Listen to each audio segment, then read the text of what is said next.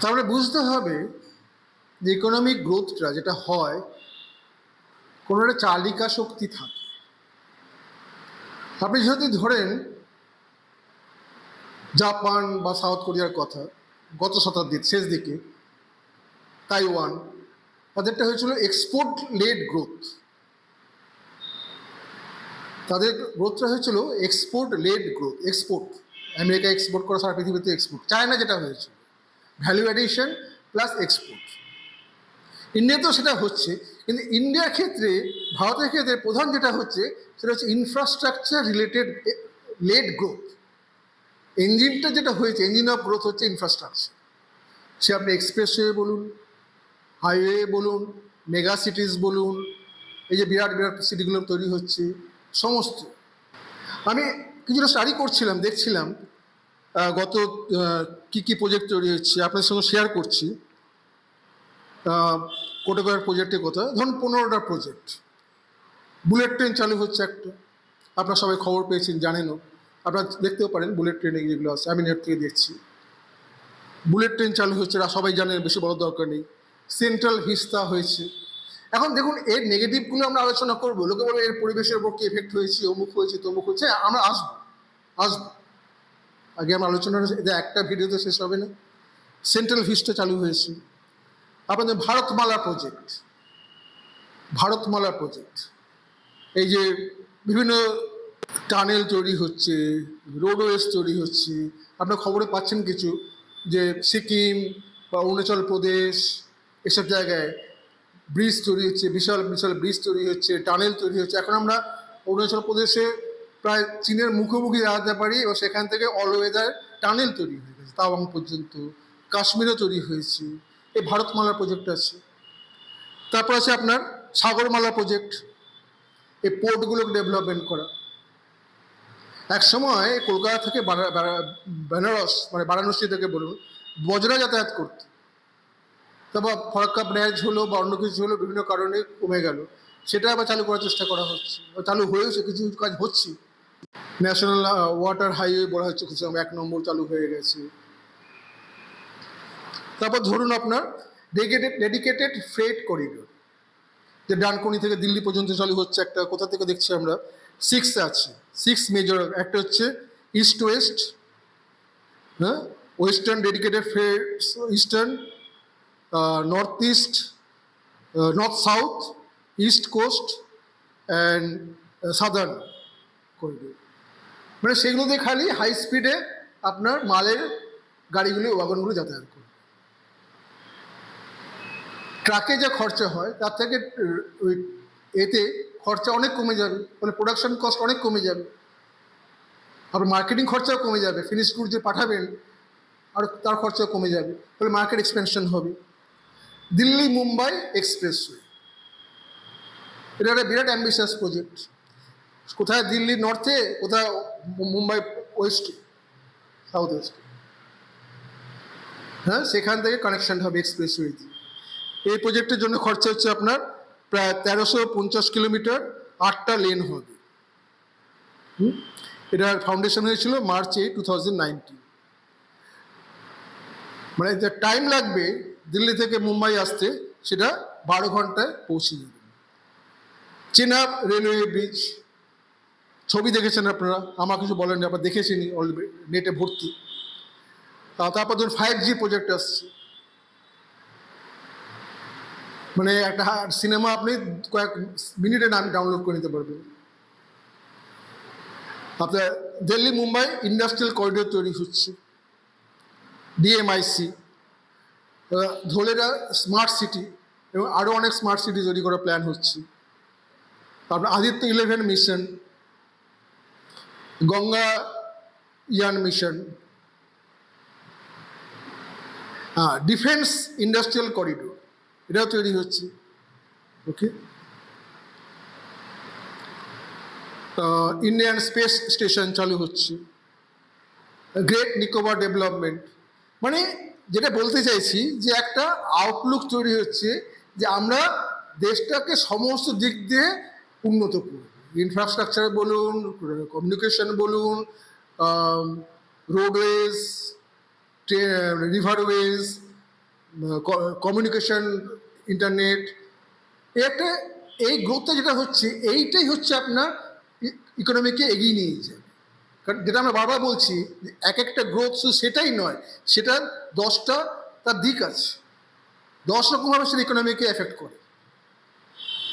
এই একটা যেটা দূরদর্শী, যেটা একটা ফার্স্ট সাইটনেস বলা যেতে পারে, যে আমরা কান্ট্রিটাকে how do I see my country, my nation 5 years from now or 10 years from now। আপনি যদি কিছু কিছু যে এক্সপ্রেসওয়ে যে তৈরি হয়েছে চ্যানেল, মানে বিভিন্ন 7 লেন 8 লেন, দেখলেই মনে হবে যে এটা আমেরিকাতে যা বা ব্রিটেনে যে আমরা আছি, সে একটা এক্সপ্রেসওয়ে এখান দিয়ে আসছে, সেখান থেকে সার্ফেস রোড আরেকটা আউটলেট আছে, সেখান থেকে এখান দিয়ে একটা ঘুরে ওদিকে যাচ্ছে। এই যে জিনিসগুলো তৈরি হচ্ছে, যেটা থিঙ্ক বিগ। আমাদের একটা যেটা আছে যে পভার্টি করে গ্লোরিফাইং দ্য পভার্টি, হে দারিদ্র তুমি মনে করেছো মহান, করে না, কেউ মহান করে না। দারিদ্রকে কেউ কাউকে মহান করে না এই বর্তমান পরিস্থিতিতে। যেটা হচ্ছে সেটা হচ্ছে একটা অলরাউন্ড ইকোনমিক গ্রোথ প্ল্যান। যখন নদীতে জোয়ার আসে,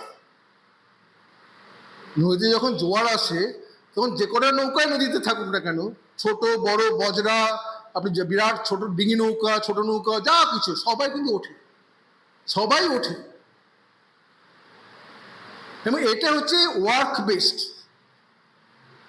যে আমি কাজ করছি, আমি সুযোগ পাচ্ছি, আমি কিছু একটা করছি, বানাচ্ছি, তৈরি করছি, বিজনেস করছি, দোকান করছি, মোটরসাইকেল রিপেয়ারিং দোকান করছি, বা যাই হোক কিছু আমি যে করছি, করে আমি কাজ, এবং সে সুযোগটা আমার কাছে আসছে। সুযোগ লোককে দিয়ে দিচ্ছে কাজ করে, লোকের কাছে সুযোগটা দিয়ে দিচ্ছে। ধরুন আগে যে হাত চালা রিক্সা চলতো, আর এখন যে রিক্সাগুলো, সাইকেল রিক্সাগুলো দেখেছেন, আমি টোটোর কথা বলছি না, যে ব্যাটারি চালিয়ে দিচ্ছি, কতগুলো লোক কাজ পাচ্ছে তার থেকে। এক একটা জায়গায় আপনি এক একটা যে কারখানা যারা এগুলো তৈরি করছে, যিনি হয়তো 100টা সাইকেল রিক্সা তৈরি করছে এই ব্যাটারি অপারেটেড, সেটা বিভিন্ন জায়গায় চালু হয়ে যাচ্ছে, চলে যাচ্ছে। Let us earn our daily bread by a sweat of on my forehead, এটাই লোকে চায়। কি একটা রবীন্দ্রনাথ ঠাকুর গান লিখেছিলেন না, সেই বসুমতীকে বলছেন চাষি যে তুমি এত করো নিষ্ঠুর, কত কষ্ট করে পাই শস্য দানা, যদি দিতেই হয় বিনা খাটনিতেই দিয়ে দাও, কেন অত খাটাচ্ছ আমাদের? তো বসুমতী বলছেন এতে আমার কোনো আপত্তি নেই, এতে আমার মহিমা বিন্দুমাত্র বাড়বে না, কিন্তু তোমার মহিমা, তোমার যে গরিমা, তোমার যে অহংকার, সেটা তোমার মাটিতে মিশে যায়। এটাই হচ্ছে একটা ধরনের অর্থনৈতিক পদ্ধতি। আগে এটাকে বলতো ট্রিকল ডাউন এফেক্ট বা টপ ডাউন অ্যাপ্রোচ, এগুলো এখন পুরনো হয়ে গেছে। মূল বক্তব্য কি, আপনি যদি দেখেন এই বাংলায় দেখুন, এই যে জিনিসগুলো যে তৈরি হচ্ছে, এই যে একটা রুরাল রোড তৈরি হচ্ছে, এই যে একটা এইমস তৈরি হচ্ছে, এই যে একটা ইউনিভার্সিটি তৈরি হচ্ছে, এই যে একটা হাইওয়ে তৈরি হচ্ছে, এই যে বিল্ডিংগুলো তৈরি হচ্ছে, এগুলো কি ময়দানে বেশি তৈরি করে দিচ্ছে? এগুলি আকাশ থেকে তৈরি হয়ে নামছে? তা তো না। সিমেন্ট কোনো ফ্যাক্টরি থেকে আসছে, লোহা কোনো ফ্যাক্টরি থেকে আসছে, সেখানে কিছু লোক কাজ করছে, যে বানাচ্ছে, রাজমিস্ত্রি লাগছে, যোগান লাগছে। আপনি পশ্চিমবাংলার গ্রামে গ্রামে ঘুরুন, মুর্শিদাবাদ যান, নদিয়ায় যান, দিনাজপুরে যান, দেখবেন হাজারে হাজারে ছেলে এই বাইরের এইসব জায়গায় চলে যাচ্ছে কাজের জন্য, চাকরি পাচ্ছে, কাজ করতে চাইছে তারা, এখানে পাচ্ছে না, কিন্তু কাজ করে আমরা আয় করব, কারোর উপর নির্ভর করে আমরা থাকবো না। তো কখন মাসে আমার লক্ষ্মীর ভাণ্ডারে 1000 টাকা আসবে, বা ওই ভাতা পাবো 200 টাকা আসবে, তাই নিয়ে পঞ্চায়েতের প্রধানের পেছনে পেছনে ঘোরো, তার জন্য মিটিং অ্যাটেন্ড করো, তার জন্য কাউকে টাকা দাও, আমার দরকার নেই। আমাকে কাজের সুযোগ দাও, আমাকে কাজ করতে দাও, আমাকে নিজের সম্মানের সাথে বাঁচতে দাও।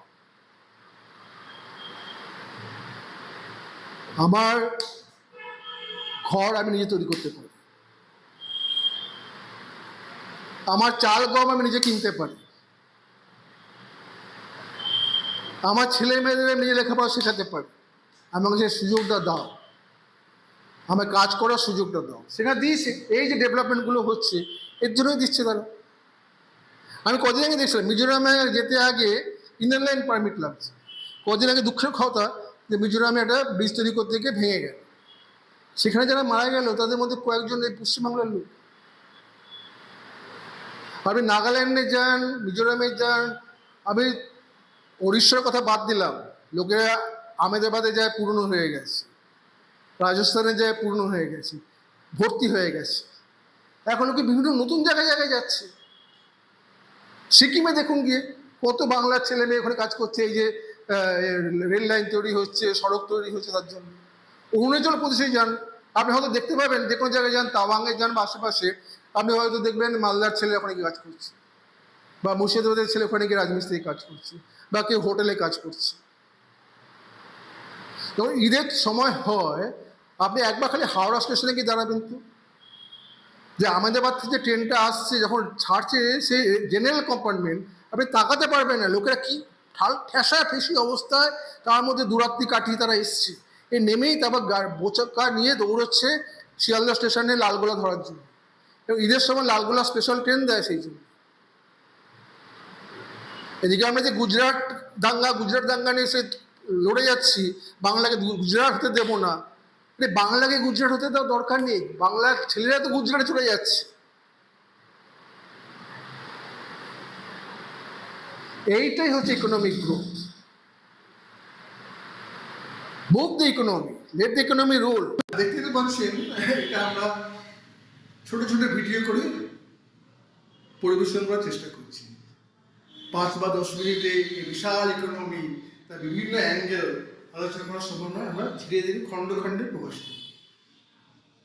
হয়তো আজকে এই দিকটা দেখলাম, কালকে হয়তো নেগেটিভগুলো আলোচনা করব, কালকে হয়তো ইন্ডিয়ায় তাদের কি মতবাদ, তাদের কি আদর্শ, সেটা আলোচনা করব। আমাদের ভুল হতে পারে, আমরা জানি কিন্তু ভুল ধরি। আমাদের সঙ্গে থাকুন, এগুলো দেখুন, আলোচনা করুন, আমাদেরও নতুন দৃষ্টিভঙ্গি দিন, নতুন পয়েন্ট দিন চিন্তা করার। ভিডিওগুলো ভালো লাগলে বলুন, আমাদের খারাপ লাগলেও বলুন, আমরা শুধরে নেব, নতুনভাবে তৈরি করুন। আশা করি ভালো লাগবে। আর কি বলবো, নমস্কার।